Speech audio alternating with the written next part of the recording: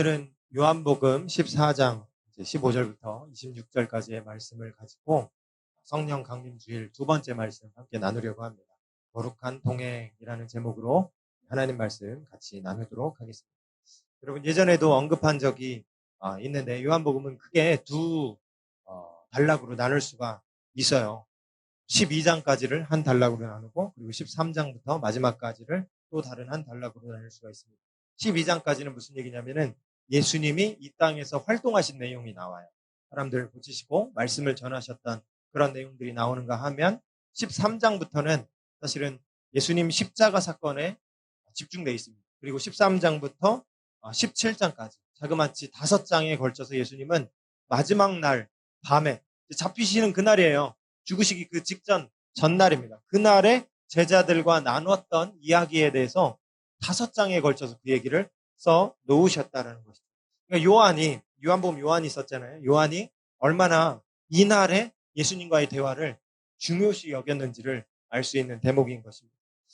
그 가운데 오늘은 14장을 함께 나누고 있습니다. 이 14장은 13장의 마지막 부분의 이야기와 직접적으로 연결되는 부분이죠. 이 13장 말미에서 어떤 일이 있었느냐 하면, 베드로가 신앙을 고백하는 일이 있습니다. 베드로가 신앙을 고백하죠. 사람들을 예수님을 엘리야라고 하고 선지자 가운데 하나라고 말하지만 아닙니다.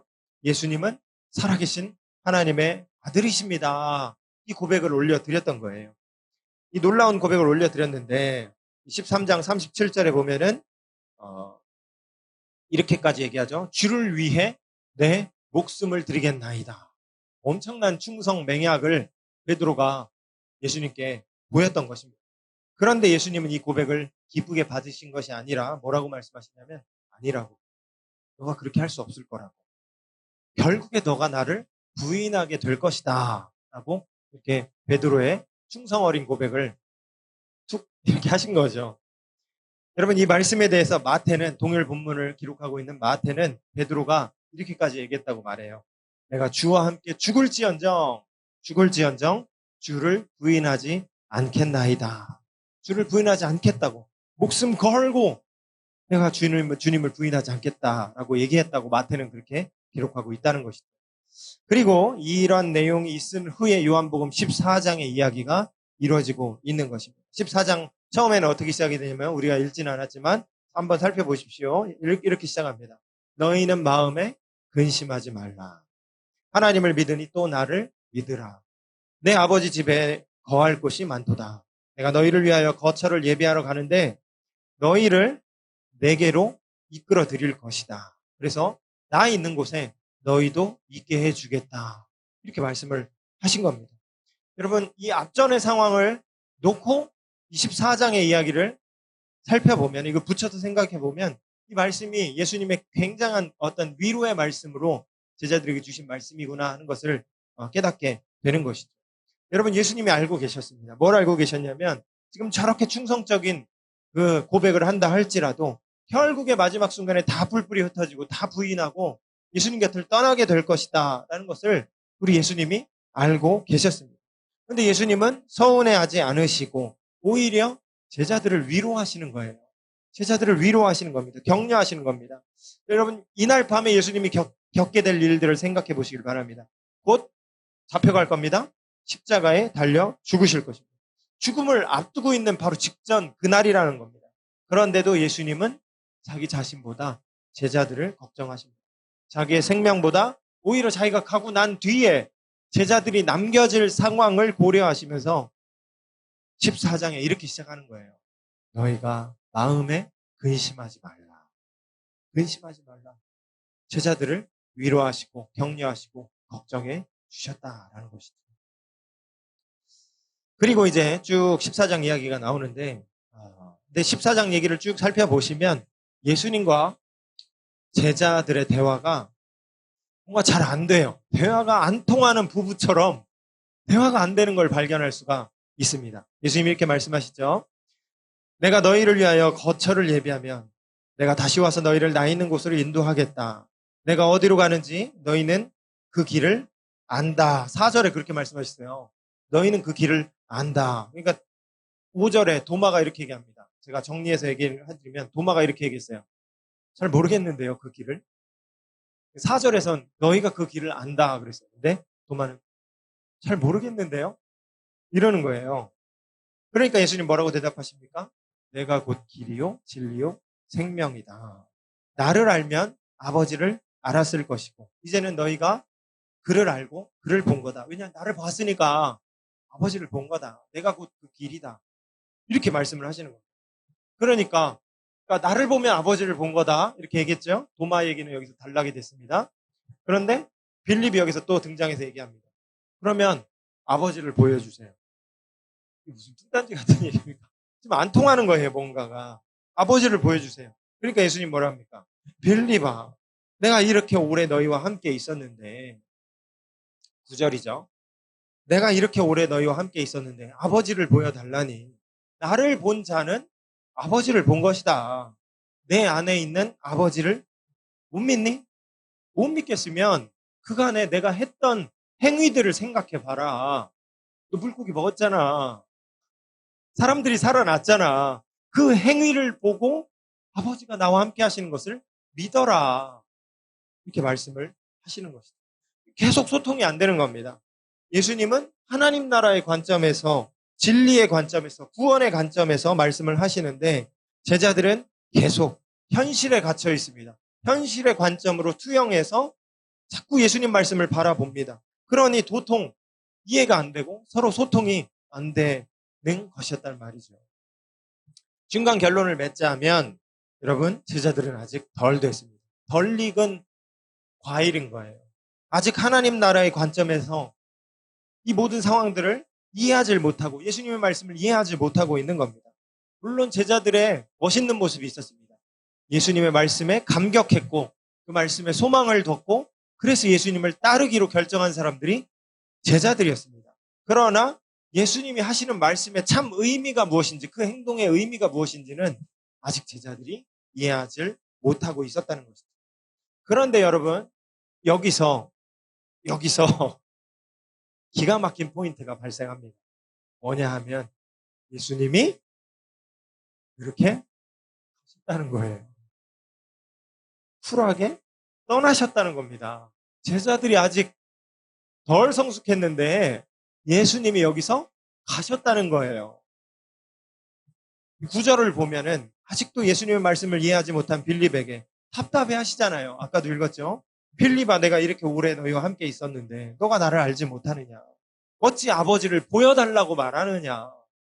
이런 제자였습니다. 그런데 예수님은 과감하게 이런 제자들을, 뚱딴지 같은 얘기를 계속하고 있는 제자들을 두고 그렇게 가셨다는 거죠. 여러분, 왜 가셨을까요? 제자들을 포기하셨을까요? 아니죠. 예수님은 13장 1절에 보면은 제자들을 사랑하시되 끝까지 사랑하셨다라고 했습니다. 끝까지 사랑하시는 예수님. 그러면 예수님은 왜 그렇게 가셨을까요? 어떻게 그렇게 가실 수 있었을까요? 막 5,000원짜리 뭐 쿠폰이라도 걸고 질문을 내고 싶어요. 왜 가셨을까요? 어떻게 그렇게 가실 수 있었을까요? 비결은 성령님 때문인 겁니다. 성령님 때문이에요. 예수님이 가심으로 성령님이 오시기 때문이라는 것이죠. 그러면 여기서 또 질문이 생깁니다. 성령님이 누굽니까? 성령님이 도대체 누구길래 예수님은 그렇게 이런 제자들을 두고 가실 수 있었을까? 오늘 결국 이 얘기를 하려고 하는 겁니다. 성령은 누구신가? 예수님 그렇게 마음 편하게 가실 수 있었던 이 성령님은 과연 누구신가? 같이 한번 따라해 볼까요? 첫 번째, 성령님은 진리의 영이시다. 방금 우리 오후 예배 찬양에서도 진리의 영이신 성령이 오셨네, 그 찬양을 했죠. 방금 우리 찬양팀에서도 사랑과 뭐죠? 진리의 한 줄기. 성령이랑 진리가 뭔가 연관이 있어요. 진리가 연관이. 17절 말씀에 그분은 진리의 영이시다 그랬죠. 그는 진리의 영이라 이렇게 말합니다. 그러면 진리가 뭡니까? 진리. 원어로 보면은 진리, 이제는 뭐 교회에서만 안 쓰고 세상에서도 많이 쓰는 말이 됐어요. 진리다, 뭐 이렇게 막 통용하잖아요. 이 원어로 보면 알레데이아라는 단어인데 영어로 옮기자면 truth예요. truth. 사전적 의미로 보면은 보편타당한 법칙이나 사실을 말하는 게 진리입니다. 그러니까 늘 옳은 게 진리예요. 해가 동쪽에서 뜨는 거잖아요. 서쪽으로 지고. 이걸 진리라고 하잖아요. 물론 이것도 영원하진 않겠죠. 언젠가는 태양이 지겠지만. 그러나 우리 세상에서는 태양은 동쪽에서 뜨는 게 맞다가 진리인 거죠. 진리. 그러니까 이런 게 진리입니다. 늘 옳은 거, 늘 맞는 거. 근데 그 진리가 누구십니까? 누굽니까? 일단은 성령 전에 예수님부터 얘기해요. 내가 곧 길이요 진리라고 했잖아요. 예수님이 진리입니다. 예수님이 진리입니다. 근데 성령님은 누굽니까? 그는 곧 진리의 영이다 그랬잖아요. 영이라 그랬어요. 또 성령님은 예수님의 영입니다. 그럼 이게 뭔가 이렇게 사슬이 엮이고 있어요. 정확히 뭔 말인지는 잘 모르겠어요. 저도 잘 모르겠습니다. 사실 이 얘기가 뭔지. 확실한 건 뭘 알 수 있느냐? 제가 이 시간에 설명할 수 있는 내용으로 말하자면 예수님이랑 성령님은 굉장히 밀접하게 연관되어 있는 분이라는 거예요. 예수님이 진리인데 진리의 영이 성령이십니다. 예수의 영이 성령이시기 때문에 이게 확실한 것은 예수님과 성령님은 굉장히 긴밀하게 묶여있는 분이라는 것이죠. 마치 아버지와 아들이 하나인 것처럼 아들과 성령이 하나이신 것입니다. 그 일치됨의 특징 중에 하나가 바로 진리다. 진리로 하나 되고 계신다라는 것을 오늘 본문을 통해서 우리는 알 수 있다는 것이죠. 여러분, 우리 사는 세상에 모든 것들이 변합니다. 과학적 용어로 얘기하면은 산화된다 그러잖아요. 산화. 저도 이제 공부하면서 사실 잊어버렸던 것인데 다시 말씀 사역하면서 이런 게 있습니다, 여러분. 엔트로피 증가의 법칙이라고 들어보셨어요? 엔트로피 증가. 엔트로피는 무질서 정도를 얘기하는 거예요. 세상 모든 게 질서에서 무질서로 가고 있습니다. 연력학 이 법칙이라 그래서 불변의 법칙입니다. 생각해보면 모든 게 다 낡아지고 있어요. 다 낡아지고 있고 사라집니다. 영원한 게 없어요. 영원하다고 진리라고 얘기했던 태양도 사실은 식어지고 있잖아요. 우주도 결국에는 흩어지고 있잖아요. 빅뱅 티어리에 의하면은. 이렇게 그냥 그렇게 되고 있는 거예요. 그러니까 사람도 물질도 모든 것이 산화되고 사라지기 마련인데 그런 세상 속에서 인간은 어떤 마음이 드냐면 인생에 덧없음을 느껴요.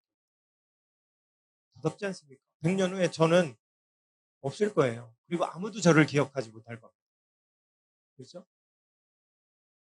왜 이렇게 열심히 할까요? 왜 이렇게 열심히 살아야 할까요? 왜 이렇게 도덕적으로 살아야 할까요? 이런 질문이 되뇌어지잖아요. 그러니까 이런 변하는 세상, 모든 것들이 변하고 덧없게 흘러가는 세상 속에서 왜 나는 인생을 열심히 살아가야 하는가, 노력해야 하는가, 애써야 하는가. 결국 다 사라질 텐데. 그런데 진리가 있다는 겁니다. 진리. 모든 게 사라지고 변화하는 세상인데 그 가운데 변화하지 않는 한 가지가 있는데 그게 바로 진리고 그 진리가 바로 예수시고 성령이 바로 그 예수의 영, 진리의 영이시라는 것이죠. 그분은 불변합니다. 그리고 이 약속을 하셨어요. 예수님 안에 있는 자도 영원히 주님과 함께 있을 것이다. 영원히 주님과 함께 있게 될 것이다. 이게 우리에게 희망이 되는 겁니다. 이게 우리에게 다시 살아날 용기를 주는 영역이 된다라는 것이죠. 왜 그렇게 일어나야 됩니까? 그냥 쓰러져 있지. 왜 그렇게 포기하지 말아야 됩니까? 왜 그렇게 다들 그냥 누구 등쳐먹고 살고 다들 그냥 편하게 자기 욕구대로 살고 감정 막 쏟아내고 살고 근데 왜 그렇게 참고 살아야 되고 왜 그렇게 성경 말씀대로 살아야 됩니까? 진리가 있기 때문이에요. 진리와 함께 영원히 거하기 위함인 것이죠. 그게 우리의 소망이 되고 기준이 되고 삶의 목표를 세우는데 큰 대들보가 된다는 거죠. 그런데 이 진리에는 어떤 특징이 있는가 하면 따라해볼까요? 폐쇄성의 특징이 있습니다. 17절을 다시 읽어보면은 이런 거 이제 궁금해 하시는 분들이 있을까봐 같이 한번 나눠보는 거예요. 17절을 같이 한번 다 같이 다시 한번 읽어보겠습니다. 시작.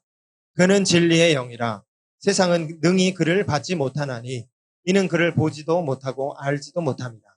그러나 너희는 그를 아나니 그는 너희와 함께 거하시며 또 너희 속에 계시겠음이라.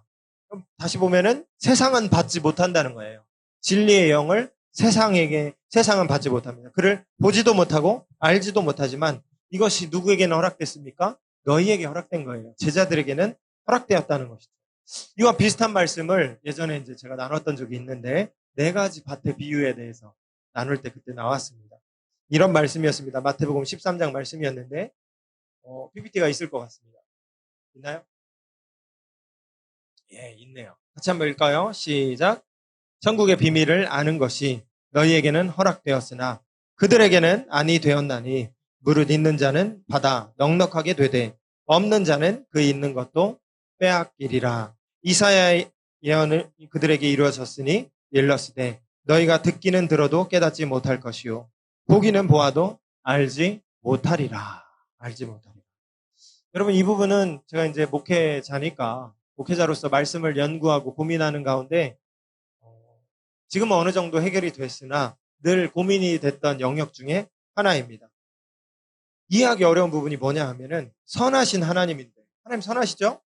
근데 왜 복음이, 진리가 누군가에게는 차등으로 지급될까요?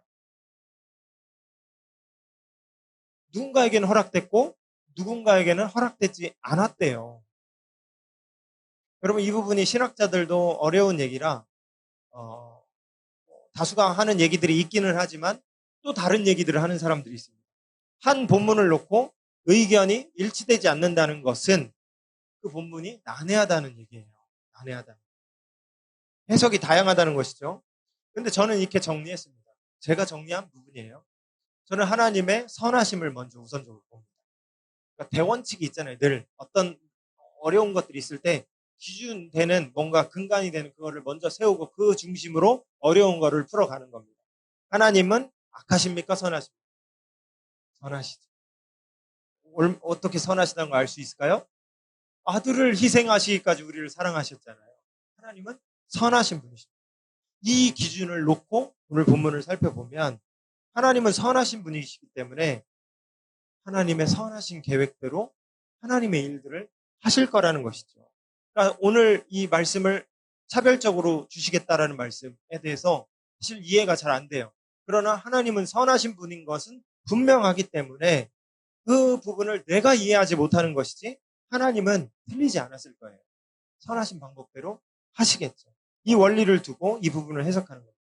그래서 하나님 선하신 하나님이 어떤 이유와 방법대로 이 일들을 행해 나가시겠구나 이렇게 소화를 하는 것이죠.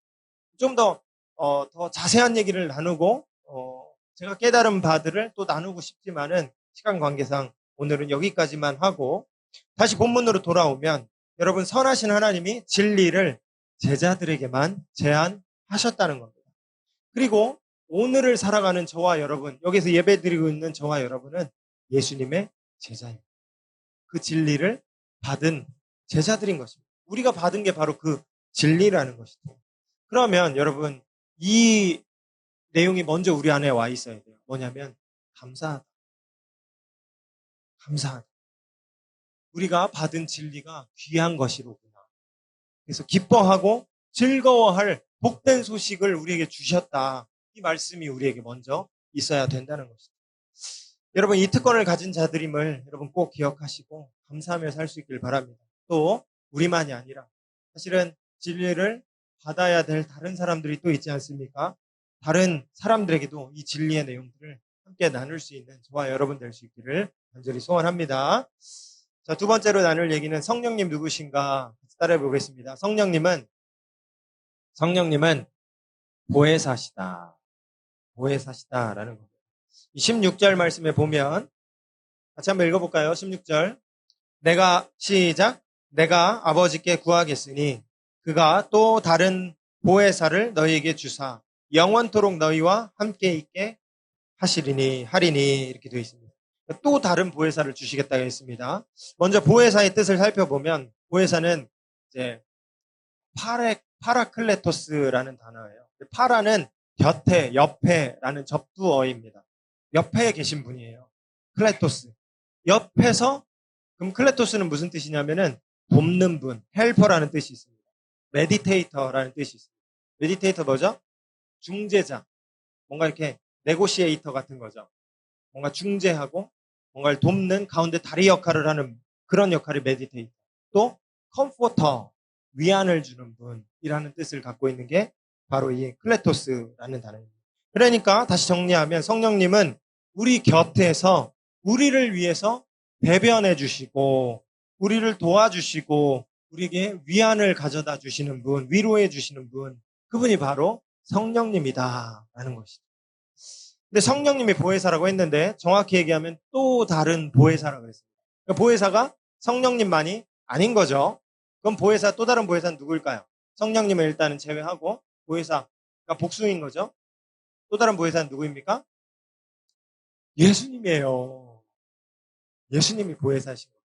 그리고 예수님이 보혜사신데 나 말고 또 다른 보혜사를 주겠다고 한 것이 바로 그 성령님이신 것이죠. 여러분, 예수님은 제자들 곁에 계신 분이었습니다.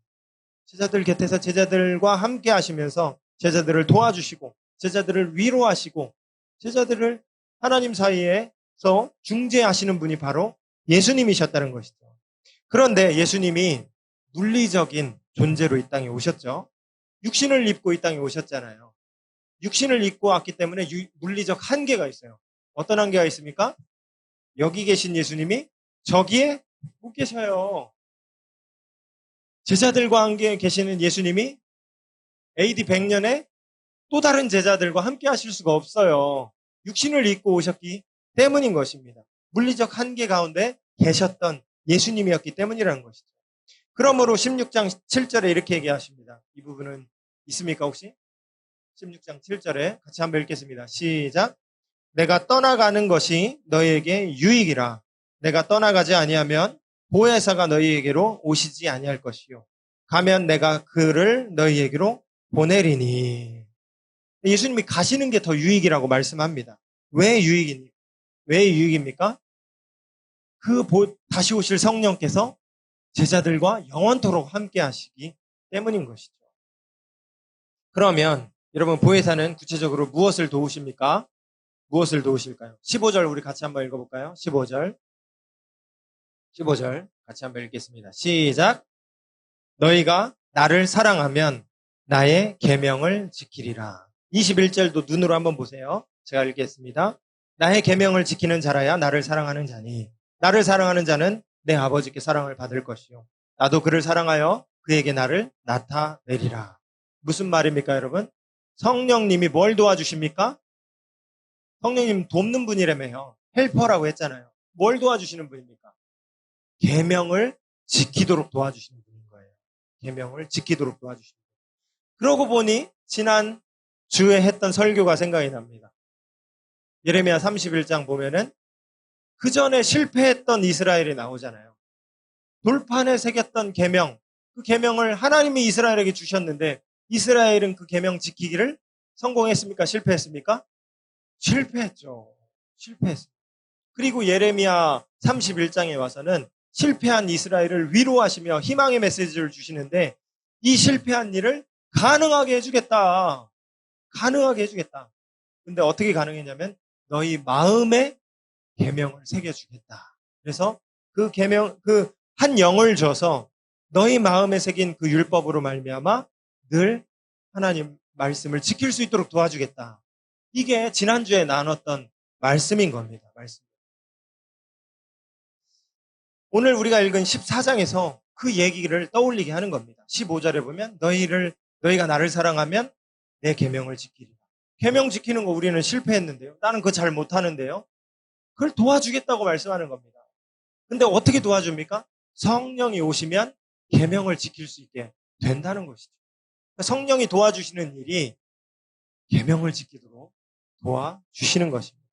우리 마음에 새긴 하나님의 법, 하나님을 따르고 하나님께 온전한 순종을 올려드리는 그 일이 가능토록 하는 것이 바로 성령이시다라는 것이죠.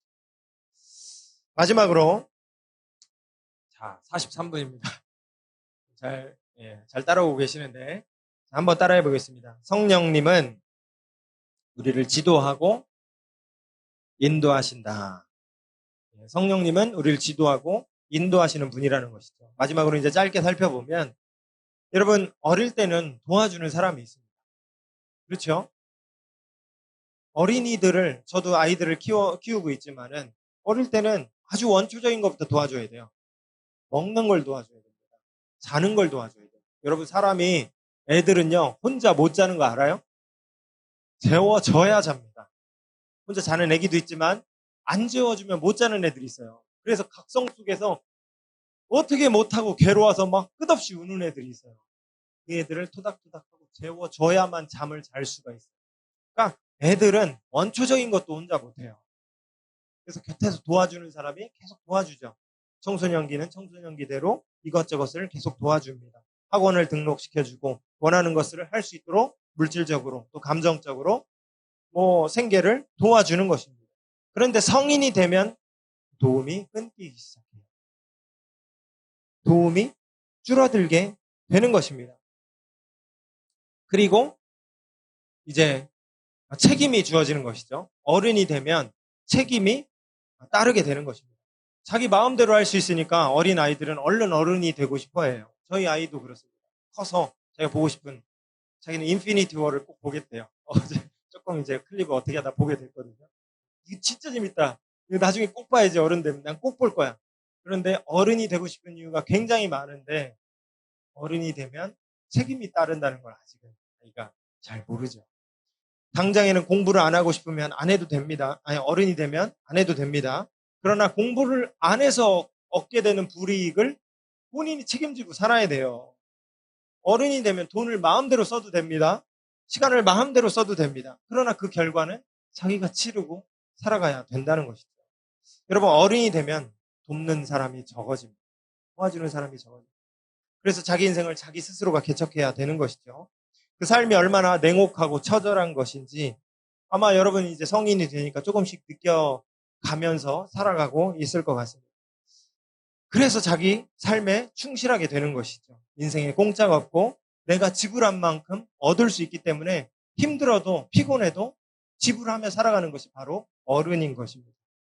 그런데 인생에는 지금 제가 말한 것처럼 인과관계만 법칙으로 존재하는 것이 아니라 변수라는 게 있어요. 그러니까 노력해야 되는 게 어른이에요. 노력의 열매를 따먹는 게 어른이에요.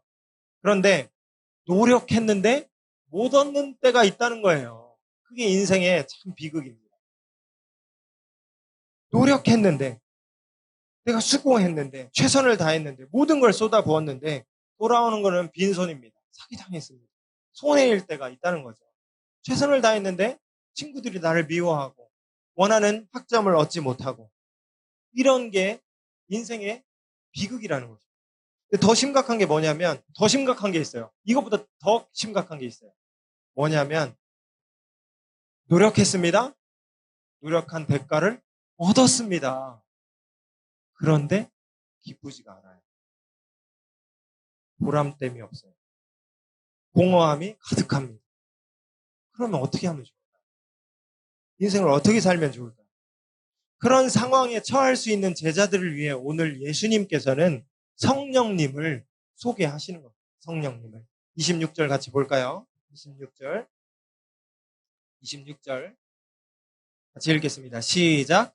보혜사 곧 아버지께서 내 이름으로 보내실 성령, 그가 너희에게 모든 것을 가르치고 내가 너희에게 말한 모든 것을 생각나게 하시리라. 여러분, 성령이 오셔서 우리에게 할 일을, 갈 길을 알려주시겠다 말씀하는 겁니다. 예수님을 알려주시고 예수 죽음의 의미를 알려주시고 예수님이 하신 말과 행동의 참 의미를 깨닫게 해주시겠다라는 것입니다. 그것을 알면 오늘 내가 어떻게 인생을 개척하고 살아가야 될지에 대한 방향 설정도 함께 되는 겁니다.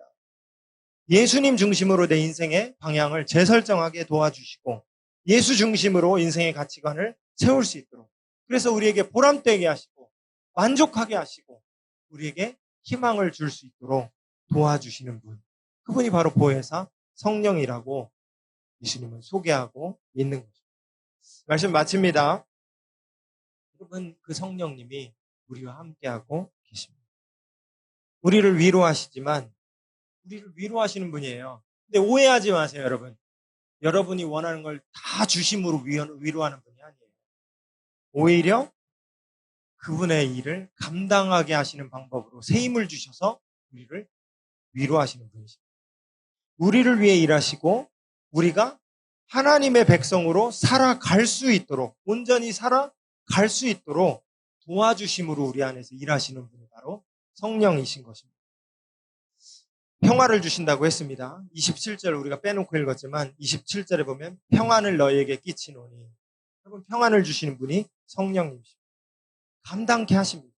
할 수 없었던 그 일을 할 수 있도록 도와주시는 분이 성령님입니다. 여러분 그 성령이 우리와 함께하고 계십니다. 그리고 그 성령을 더욱 의지하며 내 안에 여러분 성령님이 더욱더 나를 주장하시면서 살 수 있도록 우리는 그 충만을 위해서 더욱더 노력하며 살아가야 하는 것입니다. 여러분 저와 여러분이 그러한 사람으로 살아갈 수 있길 바랍니다. 조금 느슨해졌다면, 조금 해이해졌다면 다시 성령님을 붙드시길 바랍니다. 성령님께 은혜를 구하고 나아갈 수 있는 저와 여러분 되길 바랍니다. 그 가운데 하나님의 위로를 얻고 거룩한 하나님의 백성으로 우리의 믿음의 길을 잘 걸어갈 수 있길 바라겠습니다. 우리 같이 기도할까요?